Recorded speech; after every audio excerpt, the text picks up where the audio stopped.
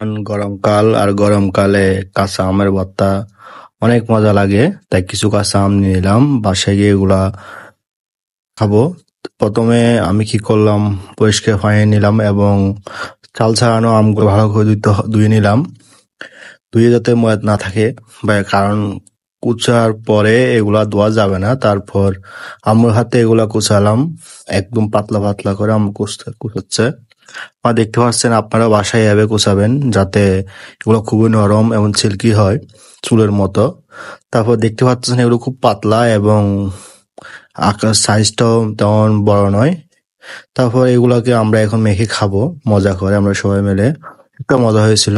এই জন্য প্রথমে কাঁচামরিচ দিলাম, কাঁচামরিচটা কুচি কুচি করে নিলাম এবং ওখানে কিছু লবণ দিয়ে দিলাম। অনেকে আবার এখানে চিনিও দিয়ে থাকেন, এটা আপনার ইচ্ছার উপর। আমি চিনি দিই নাই, আমি শুধু লবণ দিয়েছি, কাঁচামরিচ দিয়েছি এবং লাস্টে এগুলো ভালো করে একটু মেখে নিলাম।